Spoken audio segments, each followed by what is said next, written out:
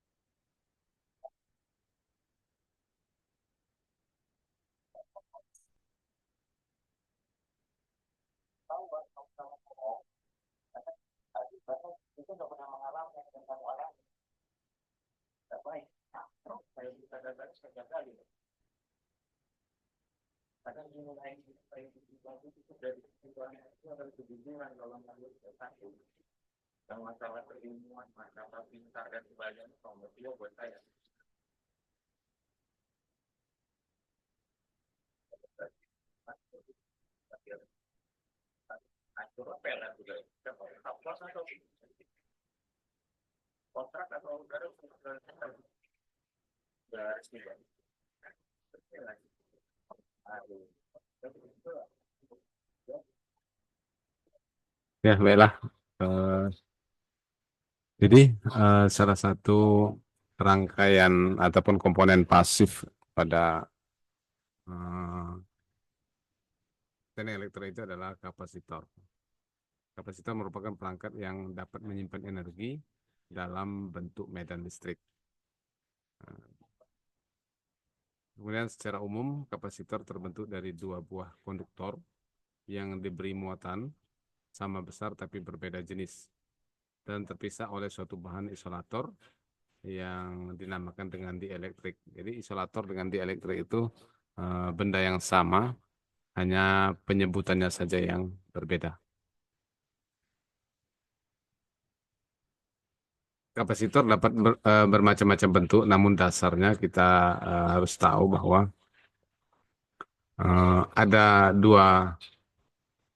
konduktor, dua konduktor, kemudian kedua konduktor tersebut diberikan tegangan ataupun muatan yang berbeda.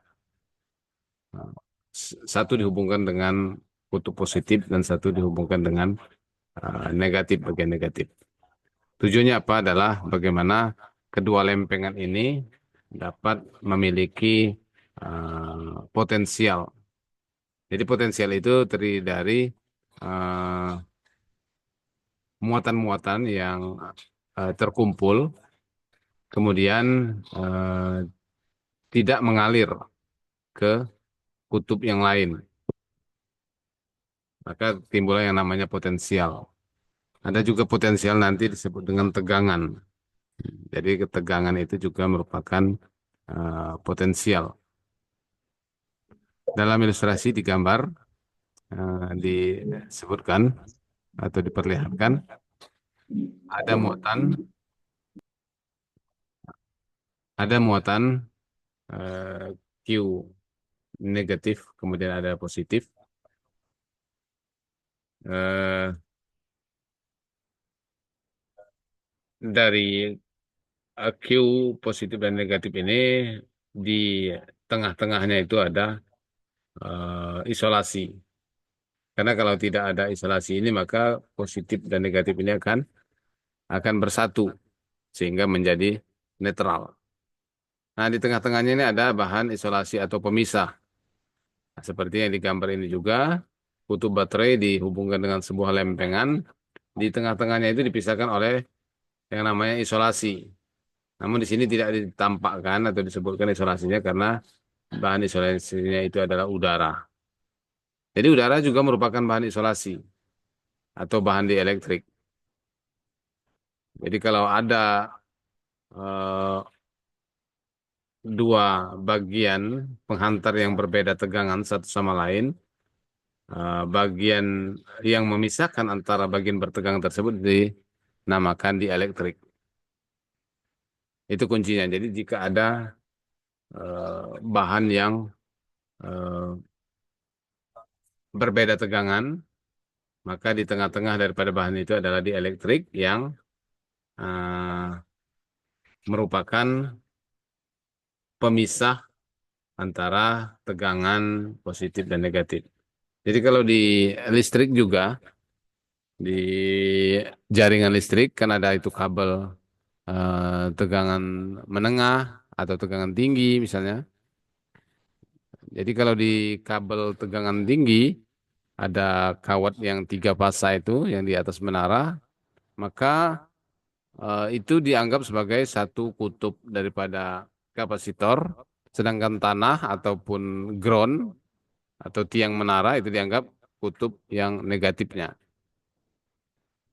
Jadi di tengah-tengah antara penghantar itu dinamakan dielektrik dalam teknik tegangan tinggi atau dalam transmisi eh, tengah-tengahnya itu adalah udara. Maka udara yang ada di tengah-tengah tegangan tinggi juga atau di tengah-tengah transmisi itu merupakan juga kapasitor. Kemudian proses pemberian muatan atau pengisian kapasitor dilakukan dengan menghubungkan kapasitor masing-masing potensial daripada baterai.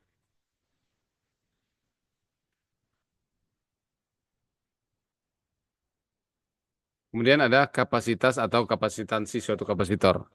Jadi ada kapasitor, ada lempengan tadi berbentuk segi empat, kemudian dia dipisahkan oleh suatu dieelektrik. Dia punya kemampuan atau kapasitas untuk menyimpan muatan di dalamnya. Punya kemampuan untuk menyimpan muatan di dalamnya.